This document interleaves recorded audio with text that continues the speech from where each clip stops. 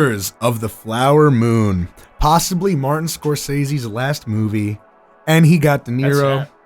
He got De Niro in. He got Leo in. That girl, I don't know her name, but she's very good in that movie. She was fucking fantastic. So the movie was obviously a slow burn, but it always kept my attention. Yeah, it was not. It never felt. What is it about? 'Cause I actually don't know what it's about. So basically, a Native American tribe discovers like a big oil minefield, somewhere, I don't know, out west. So the Osage Indians, they get filthy they're rich. Filthy rich, and then all these white fuckers come in and pretty much try to take their shit. So basically, I mean, can we throw in spoilers? Not like a full spoiler. So the breakdown is pretty much like Leo's character marries one of these women, that he actually fucks with her, but his uncle is pretty much plotting to kill this woman's entire family so they can get their inheritance from their oil minefield. Yeah, the movie's brutal because Leo comes back from the military and you're like, oh, he's just this nice dude, and he falls in love. And then the uncle's like, you gotta marry her, you gotta do this, you gotta do that. And throughout the whole movie, you just slowly see her lose all of her sisters. They just die one by one. And it's brutal, it's disgusting, it's sad. And it's just a slow burn of it's a really heartbreaking story. It's not fun to watch. Yeah, it's really but it's fantastic. Robert De Niro's fantastic, Leo's fantastic, Lily Gladstone probably has the best performance in the movie, but they're all great.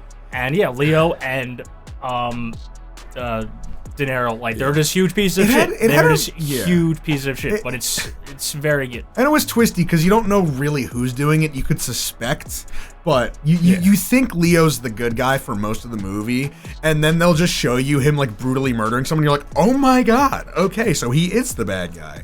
But it's De Niro's the mastermind behind it, but Leo actually likes this girl and wants to marry her. And De Niro's like, yeah, you have to marry her. Her family, they're gonna get all this inheritance. They got all that oil money, and then De Niro's if her sister dies and her other sister dies and her other sister dies and her whole family dies, she gets the inheritance. And then if she dies, it goes to you. And he's like, I don't know about all that. I want to keep my wife alive. And then they so the wife, she has diabetes. Wait, diabetes, right? Yeah. So insulin doesn't really exist yet, and it's just new. And since Robert De Niro's character is just a very wealthy white dude, he gets his hands on insulin, and Leo's giving the wife insulin throughout the whole second and most of the third act of the movie, and she's just dying very slowly of diabetes. And then the twist is he wasn't giving her insulin, he was slowly poisoning her. Well, he was giving her insulin with poison mixed in with it, so it was pretty much just keeping her like a zombie.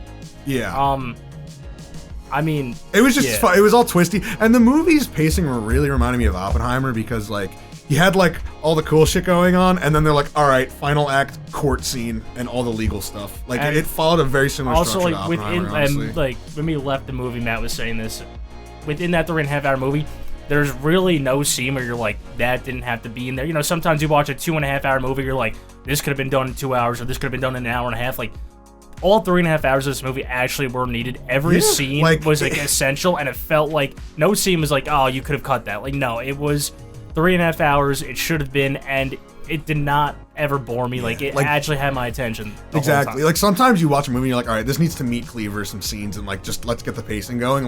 This movie fits in everything it needs to, and slow burn can be a slow burn if you have someone like Martin Scorsese behind it that knows how to screenwrite. Oh my god. Do dialogue. Okay. It's fantastic. Okay, so there's something that it's just for film bro or people that love Martin Scorsese. So usually when you watch a movie at the end, you don't see the full end of the characters.